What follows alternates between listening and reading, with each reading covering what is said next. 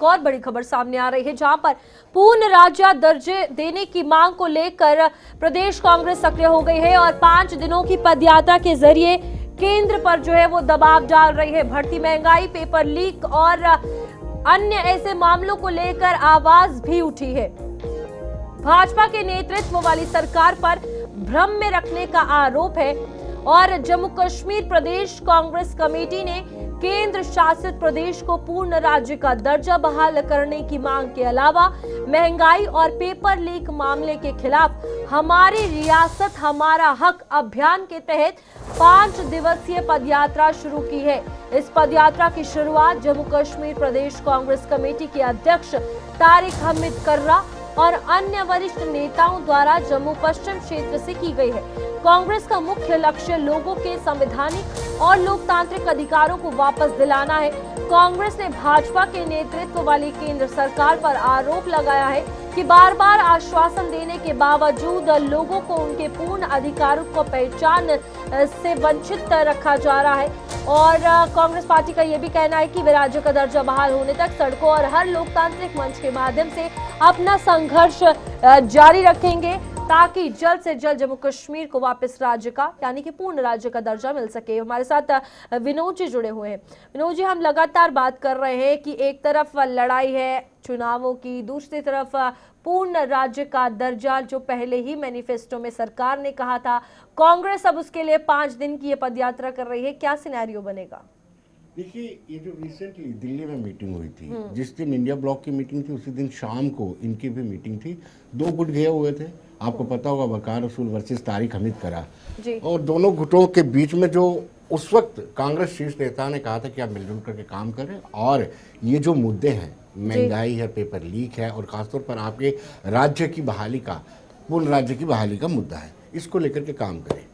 अब एक गुट सक्रिय हो गया, तारिक हमीद कर्रा का गुट पूरी तरह से सक्रिय हो गया और कल से उन्होंने 5 दिवसीय पदयात्रा का आह्वान किया है। कल से शुरू हो चुकी है, आज भी होगी, लगातार 5 दिन तक वेस्ट में होगी। इसके अलावा भी जम्मू कश्मीर के अलग अलग जिलों में भी आज प्रोटेस्ट चल रहे हैं और ऐसा माना जा रहा है कि अब कांग्रेस पूरी सक्रियता के साथ इस मुद्दे को लेकर के, स्टेटहुड के मुद्दे को लेकर के कहीं ना कहीं सरकार को ग्रिल करने वाली है। बिल्कुल, राजनीतिक एजेंडे के तौर पर अगर हम स्टेटहुड मुद्दे को लेकर बात की जाए तो काफी स्ट्रांग है ये।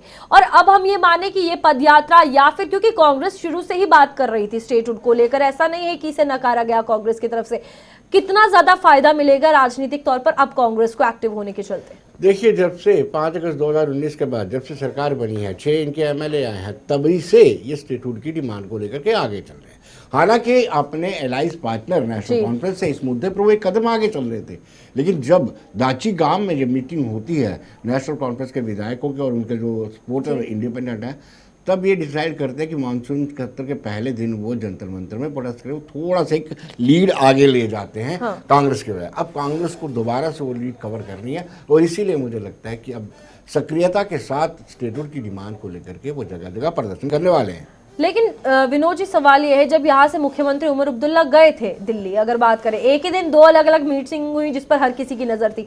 उम्मीद थी कि यहाँ इंडिया गठबंधन जो मीटिंग कर रहा है उसमें स्टेटहुड के मुद्दे को लेकर बातचीत होगी, जरा सा भी ध्यान नहीं दिया गया। उसके बाद फिर भी उमर अब्दुल्ला ये कहते हुए नजर आए कि हम मॉनसून सत्र के टाइम एक प्रदर्शन करेंगे जंतर मंतर पर, तो तब ध्यान नहीं दिया गया खुद के गठबंधन में जहां पर वो हैं, जिसमें मिले हुए हैं। उसके बाद सरकार क्या ध्यान देगी? क्या लगता है ये ऐसे का ऐसा ही रह जाएगा, क्योंकि स्टेटमेंट्स हर जगह से अलग आ रही हैं? बिल्कुल रूपाली, इंडिया ब्लॉक की बात करें या फिर जम्मू कश्मीर में जो अलायंस पार्टनर हैं, आप देखिए अपनी अपनी डफली अपना अपना राग वाला हिसाब है। अगर दोनों ही दल, राजनीतिक दल जिसमें कांग्रेस है और नेशनल कांग्रेस है, सक्रिय हो, संजीदा हो, तो मुझे लगता है कि मिलकर के प्रोटेस्ट करें ना, मिलकर के रैली निकाले ताकि एक दबाव बने केंद्र सरकार पर। लेकिन वो अलग अलग कर रहे हैं, जिससे अलग अलग करने से कोई भी आंदोलन होता है वो कमज़ोर पड़ जाता है। इस बात का उनको जानकारी नहीं है। अलग अलग प्लेटफॉर्म पे वो स्टेटहुड की डिमांड कर रहे हैं, जो फिर केंद्र को लगता है कि इनमें आपसी एकता ही नहीं है। वही बात है, यहाँ पर ये चीजें जो हम कांग्रेस की तरफ से देख रहे हैं, ये लोगों ने एक्सपेक्टेशंस रखी थी एनसी से, सरकार से रखी थी, क्योंकि उन्होंने अपने मैनिफेस्टो में ये तमाम चीजें ऐड की। अब यहाँ पर केंद्र सरकार ने सही समय की बात कही है, अब वो सही समय कब आएगा ये कोई भी नहीं जानता। बहुत सी चीजें जम्मू कश्मीर में बदली है, लेकिन कांग्रेस का अलग रणनीति से चलना, अपना अलग तरीके से प्रदर्शन दिखाना, नेशनल कॉन्फ्रेंस का सिर्फ बातों में रखना और कहना कि दिल्ली के जंतर मंतर पर जाकर करेंगे, ये कहीं ना कहीं सिनेरियो खराब ही करेगा। क्या लगता है सिचुएशंस को?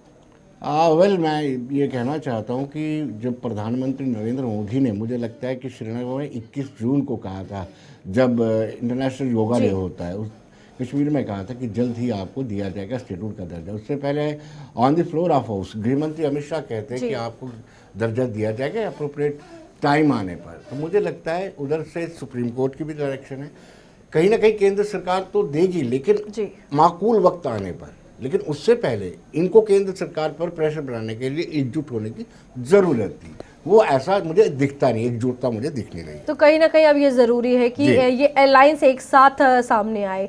ठीक है विनोद जी, बहुत बहुत शुक्रिया आपका ज्वाइन करने के लिए। और इस बीच ये कहीं ना कहीं सियासत की अगर बात की जाए, एक तरफ राज्य का मुद्दा, दूसरी तरफ कांग्रेस का अलग चलना, नेशनल कॉन्फ्रेंस का अलग चलना, सिचुएशंस कहीं ना कहीं आगे रायता फैलाती हुई नजर आ रही है। अब देखना यह है कि राजनीतिक मोड़ किस तरीके से लेगा इस 5 दिन की पदयात्रा के बाद।